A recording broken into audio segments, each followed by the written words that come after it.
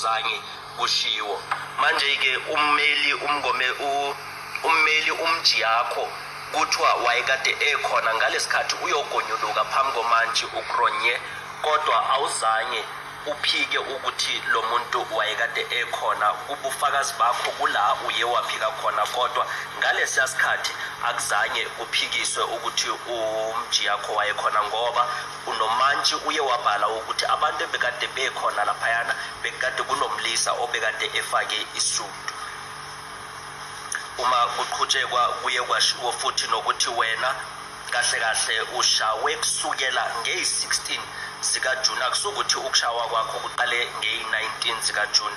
Manje ukuthi kuye kwabonakala ukuthi ingathi abameli kunala ukuthi bayaphikisana noma abakhulumi into eyodwa, ngoba omunye uthe ushawe nge-19, omunye wathi ushawe kusukela nge-16.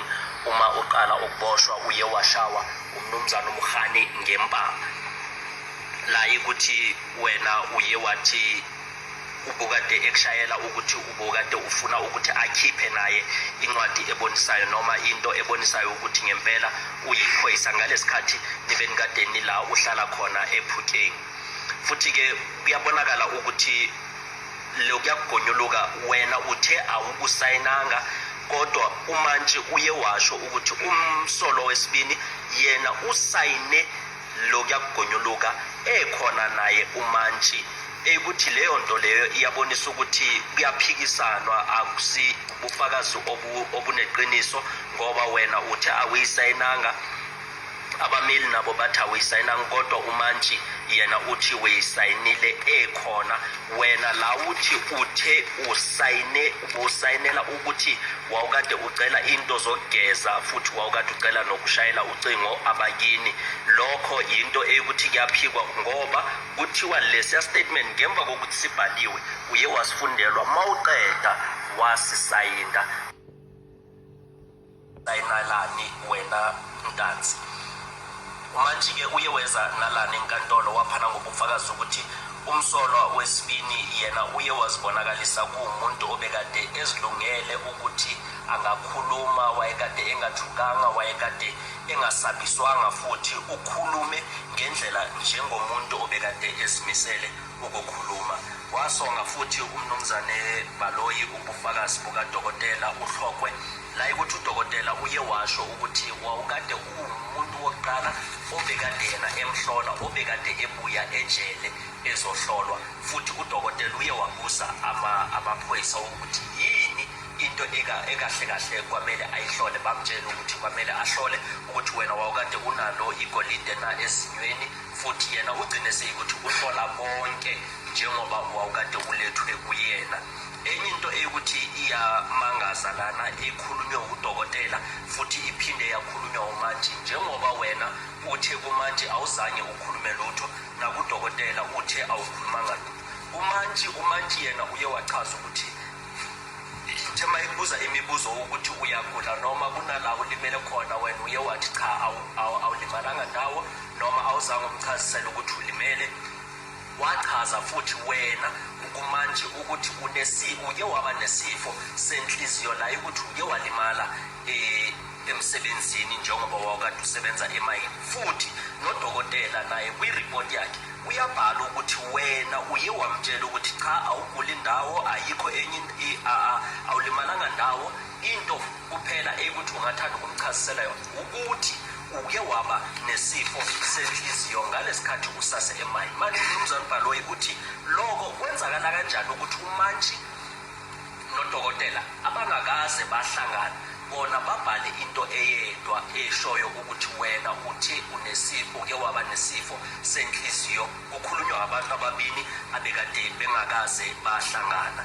Futhi ke uma kubhekwa nasePrimrose kubhaliwe ukuthi wena uye wafika ungalimazwanga, uye wavalelwa laphayana ungalimalanga. NasePhukeni uma kufikwa khona kubhaliwe kuma-OB ukuthi wena ufike ungalimalanga ndawo, kwabhalwa nakhona kuma-OB wakhona.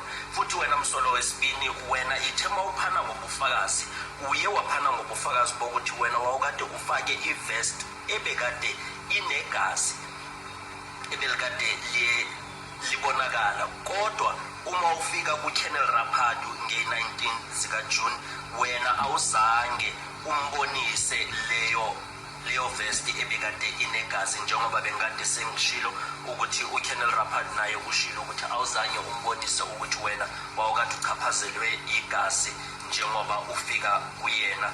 Uthi leyo futhi awuzange umtshele nokuthi wena ungathanda ukuvula icala nokuthi wena ushawe amaphoyisa, njengoba nomsolo wokuqala angazange afune ukuvula icala njengoba wayekade eshawe amaphoyisa. Manje uma siqhubeka kuthiwa akuzange kube necala elavulelwa namaphoyisa njengoba wayekade enishaya nobabini ey'ndaweni ezihlukile emalangeni ahlukile, abazange lawo maphoyisa avulelwe icala. Nina nobabili nithi lezi statement zize sezibhaliwe baniphoqa ukuthi nisayine, kodwa akukho la ukuthi nina niyasho ukuthi niphoqwe ukusayina istatement ezithini. Nina nithi anazo ukuthi kubhalweni kulezo statement. Futhi umbuzo ukuthi uyavela ukuthi kungani amaphoyisa bona beza ngestatement ukuthi bazibhalele zona lezo statement akuzange kwaziwe ukuthi zibhalweni. Leyo nto leyo uthi umshushisi into engakhonakali, akusiyinto engayenzeka esiphoyiseni njengoba nina nichaza. Njengoba uye wachaza msolo wesibini ukuthi uBrigadier Gininda uye wafika eza ngemoto iBMW embekade imhlophe, wafika wahlala phezu kwayo kulaye ukuthi uye wakunika istatement. Uthe yena ummeli umnumzana uMkhane, hayi ummeli, uye wathi leyo moto leyo imoto yenhlobo ka-2021. Ngo-2020 ngaleli langa uBrigadier Gininda efika, leyo moto leyo yayikade ingakasetshenziswa, ekuchaza ukuthi umshushisi uthi inkantolo ibone ukuthi wena wawukade ulibele ukuguquka ubufakazi bakho akulona iqiniso. Manje-ke uma singena kubufakazi be-AVL, uthi umshushisi ubufakazi be-AVL bubonakalisa ukuthi yonke into emaphoyisa bebakade bayisho kubonakala kuyiqiniso, ngoba umsolo wokuqala uthe yena akuzange kwayiwa ePalm Ridge ukuthi bekuyobonwa inyanga, kodwa i-AVL yona iyabonisa ukuthi kuyiwe ePalm Ridge kwayobonwa inyanga, la ukuthi le nyanga umkhulu ugcine naye sekuthi uyafakwa esitoyisini eyohlonywa imibuzo bese bayamthatha bambuyisela emuva. Imoto iyabonisa ukuthi iye yafika ukuya ngalobu bufakazi be-AVL yafika ePalm Ridge. Futhi-ke nomsolo wesibini njengoba kuphikiswa ubufakazi be-AVL kuthiwa iyabonakalisa i-AVL ukuthi nge-18 zikaJune 2020 imoto leyana iToyota Fortuner iye yafika eCarltonville eSibanye Stillwater, la ukuthi bekade kuyofunwa umsolo wesibini nalezinto ebekade zikhulumile kuye kwayiwa nala ebekade esebenza khona, njengoba kushiwo futhi nakuyilokhu njani nakulokhu yagunyuluka ukuthi imoto yona ihambe indlela ezinjani. Futhi-ke nge-19 kulaye ukuthi umsolo wesibini uye wahanjiswa wayisiwa eMoroka esiphoyiseni, la kuye kwayogunyuluka khona phambi kwakaKolonel Raphadu. Kwaqhubekwa futhi kwayiwa eFosloras, kwaziwa eMoroka Police Station, bese kwayiwa ePhukeng. Ngemva kwalokho kwabuyiwa kwaziwa ePrimrose. Lokho kuthathe amahora ukuthi bekade kuhanjwa ntathakusa kwafikela kusukele nge-18 zikaJune ukufikela nge-20 zikaJune. I-AVL yazibonisa zonke le ndlela ukuthi zazikade zihanjwa umsolo wesibini ekhona laphayana emotweni. Futhi lobufakazi be-AVL buhambelana nalento ebekade ibhalwe nakwincwadi lezi ezibizwa ama-OB, la ukuthi ubufakazi bona buthi imoto ihambe endleleni ethize naku-OB. Uma kuyafikwa kuyabhalwa ePhukeng, kuyafika kuyabhalwa esiphoyiseni saseMoroka, kuyafika kuyabhalwa eFosloras, kuyafika kuyabhalwa nasePrimrose, ukubonisa ukuthi njengoba i-AVL ithi kuhanjwe kulezo yindawo, nabo amaphoyisa uma bafika kulezo yindawo bayabhala ukuthi bafikile kulezo ndawo. Umsolwa wesibini ke yena uthi uma efika kumantshi uKronye yena ngaphambi kokuthi uye ushawe ngemva kokuthi eseka gunyulukile kubonakalisi lokho ukuthi kungaba iqiniso ukuthi umuntu angashawa ngemva kokuthi seka gunyulukile bekade eshawelani ngoba bese seka yenzile into njengoba echaza umsolwa ubufakazi bakhe ukuthi amaphoyisa baye bathi ayenze leyo nto leyo. Manje isizathu sokuthi ashawe bese sekuyini ngoba umsolwa yena ushilo ukuthi umnumzana uMkhani ithema balibele bemshaya uye wavimba amaphoyisa. Manje ukubonisa ukuthi umnumzana uMkhani njengoba evimba amaphoyisa, njengoba umnumzana uMkhani esho ethi ubekade emthengela nokudla, futhi ubonisa lokho ukuthi umnumzana uMkhani wayekade kuwumuntu olungile kuyena umsolwa wesibini. Manje asikho isizathu esingayenza ukuthi umnumzana uMkhani eze la enkantolo ethathe isifungo bese uphana ngobufakazi obungasilona iqiniso, ephana ngobufakazi buzofaka uNtanzi enkingeni ekuthini sonke lesikhathi lesi nangoNtanzi uyasho naye ukuthi umvikele emaphoyiseni bemshaya, futhi umnumzana uMkhani yena uthi umthengele ukudla, ukubonisa ukuthi wakade umuntu olungile bengeke eze la enkantolo ezophana ngobufakazi obungasilona iqiniso. Manje-ke uthi ummeli umshushisi yena uyacela ukuthi konke okubhalwe kulezi incwadi ezama-occurrence book kwamukelwe, futhi nomnumzana uMngomezulu uye wavuma wathi lokho akusiyinto ephikiswayo. Kukhulunywe lokho nge-27 zika-October nyakenye ukuthi akuphikiswa zonke izinto ezikwi-OB, ekuchaza ukuthi nalokhu kokuthi abasolwa bona bafakwe esibokisini bekade bengalimalanga akusiyizinto eziphikiswayo, njengoba kuthiwa lokho izinto ekuthi aziphikiswa, phecelezi they are not in dispute. Manje-ke kuye kwashiwo ukuthi kubhaliwe nalapho kwincwadi ukuthi lezo incwadi zingahle zithathwe zifakwe njengobufakazi, njengoba kunamaphepha amaningi asewasetshenzisiwe njengobufakazi. Futhi uye wafunda-ke umthetho thizeni uma sekaqedelela umnumzana ubhalwe, wafunda umthetho thizeni ukuthi konke okubhalwe kwincwadi zamaphoyisa, i-occurrence book, amarejista lawa asetshenziswayo emaseleni, nama-pocket book asetshenziswa amaphoyisa, konke okubhalwa lapho umthetho wona uthi kwamele yonke into ebhalwe lapho iyamukelwe eyinkantolo njengobufakazi obuqinile, ubufakazi obuyiqiniso, ngoba akubonakala ukuthi amaphoyisa bangahle babhale izinto ekungasizona ezenzakele. Leso sinqumo leso sathathwa uJudge Mills ukuthi uye wakhuluma kwelinye icala elithizeni. Futhi into ebonakalayo kuleli cala ukuthi yonke into ebekade amaphoyisa bayibhala bekade kuyiqiniso, ngoba bebangenaso isizathu sokuthi bangahle bakhulume amanga ngezinto ekuthi ziyenzakele. Uma sibuyela futhi kummeli umjiyakho wayekade ekhona laphayana la umsolwa wayekade egonyuluka khona phambi kwamantshi, futhi nasenkantolo ummeli umjiyakho wayekade ekhona, wafika futhi nasesiphoyiseni ngoMeyi ku-2020 la ikuthi uye ngoMeyi ku-2022 la ikuthi uye wayokhulumisana nomsolwa bekade umsolwa yena wafika watshela uBrigadier uGinninda ukuthi nako ummeli wami etshelwa umsolwa wesibini. Uye wafika naye uBrigadier Ginninda washo ukuthi ummeli ufike wangaziswa mina umsolwa wesibini ukuthi ummeli wakhe njengoba ubekade emazi umsolwa wesibini, nale kumantshi kuthiwa wayekade ekhona ngalesikhathi sosuku lo mmeli umjiyakho kube bekade kunento ebekade ingekho emthethweni eyenzakele laphaya ehhovisi likamantshi. Kuthiwa ummeli bekwamele aphakame athi cha, Nkosi yenkantolo, lento ewuyibhalayo noma lento esanda kudolikelwa umsolwa ongimmele akulona iqiniso, leyo nto umsolwa akazange ayisho. Kuthiwa futhi ukubonisa ukuthi lezi zinto ebezikade zibalwa laphayana bekade kuyiqiniso.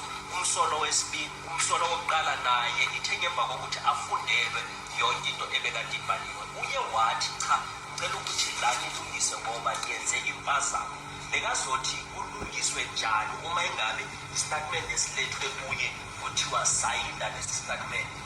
Impazamo bekazozibona kanjani uma engabe bekangafundelwanga lesi statement? Manje uthi umshushisi kubonakala ukuthi umsolo ufundelwe, umsolo wokuqala ufundelwe lesi statement, futhi umsolo wesibili naye kuthiwa lesi statement lesiyana wayekade esazi, futhi ayikho into engahambanga ngendlela ukuya ngomthetho ngoba ummeli loyana umjiyakho uye wakhipha naye incwadi ebekade eyinika umantshi ukubonisa ukuthi ungummeli yena ubekade emela umsolo wesibili. Futhi wabonakala nasenkantolo eBukem, wabonakala enkantolo nase-Boksburg, wabonakala futhi libele emele umsolo wesibili. Kuthiwa-ke uthi umnumzana uBhalwe uyacela ukuthi ubufakazi bale kuyagonyuluka obukade bulethwe enkantolo bubalwe umantshi uKronje, kuthiwa ucelwa ukuthi wamukelwe njengobufakazi, futhi kubonakala ukuthi akuzange kube nento eye umnumzana umjiyakho wayiphikisa njengoba kwakade kungenalutho obekade kusolisa khona lapho. Futhi uyacela ukuthi umnumzana uBhalwe uyacela ukuthi bonke lokugunyuluka kwamukelwe inkantolo njengobufakazi bezinto ezenzakele, izinto eyikuthi abasolwa baye batshela amaphoyisa, baphinda futhi batshela nomantshi izinto ebezikade ziyenzakala. Manje uyacela umnumzana uBhalwe ukuthi lokho kuthathwe njengobufakazi bezinto eyikuthi ziyenzakele, izinto eyikuthi ziye zabhalwa ngemva kokuthi zikhulunywe, zitolikwe nangabo abasolwa. Ukuya ngomsolo wokuqala akuzange kube notoliki kumaphoyisa ngenxa yokuthi amaphoyisa nomsolo wokuqala bebakade bezwana ngolimi. Umantshi uKronje kuye kwaba notoliki ngenxa yokuthi umantshi ebekade ekhuluma isingesi, ingakho kuye kwaba notoliki obekade ezotolika lezi zinto ebezikade zikhulunywa umsolwa. Futhi-ke umnumzana uBhalwe uma sekasukuma namhlanje uthi uyacela ukuthi ubufakazi kwamukelwe, ubufakazi bamaphoyisa, ngoba uKenneth Ngotho yena uye wachaza ukuthi uye waqeqeshwa ukuthi kube uKenneth, futhi wabekwa eRandburg. Naye uKenneth Hadebe uye waphanwa ngobufakazi ekubonisayo ukuthi naye wayekade kuwumuntu obekade gunya lokuthi angathatha ukugunyuluka. noKenneth Raphat naye babonakalisile ukuthi bangaba ngabantu abangathatha ukugunyuluka.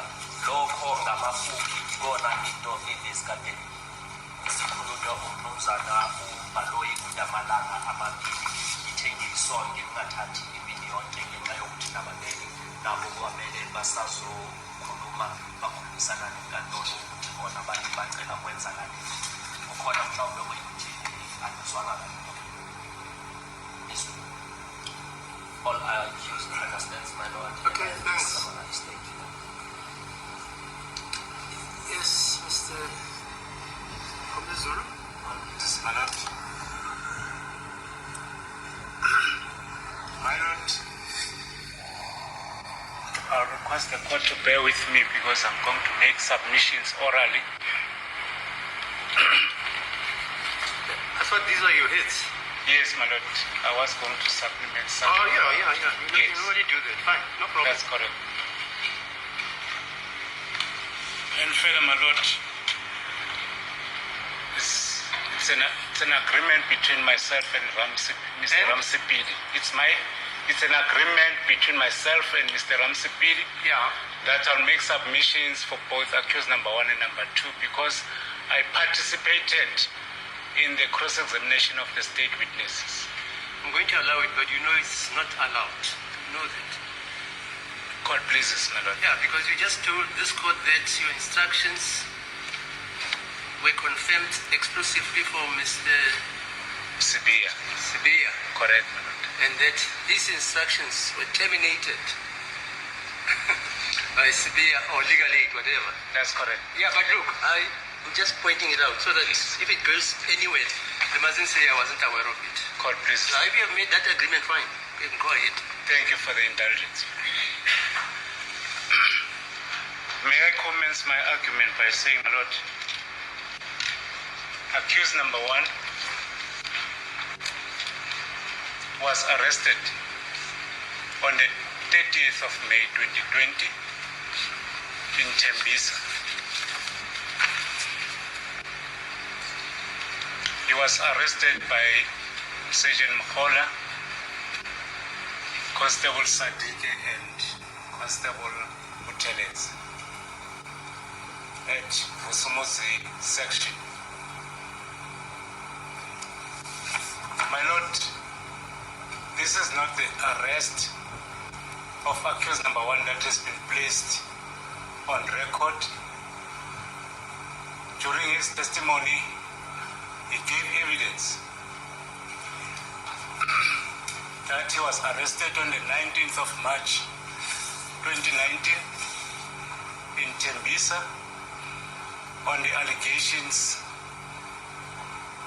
of the death of Senzo Meyiwa.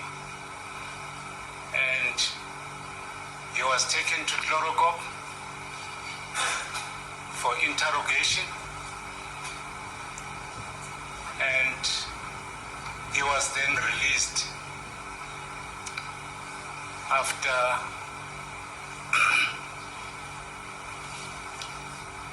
the officers that were in the office had a discussion, and he was not charged.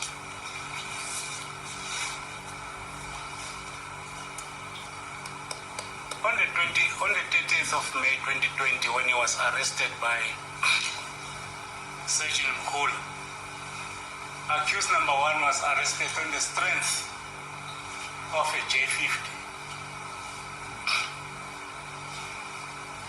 And it is the evidence by Sergeant Mkhola that she was the investigating officer in the drug case, possession of drugs, under case number 217-3 of 2019.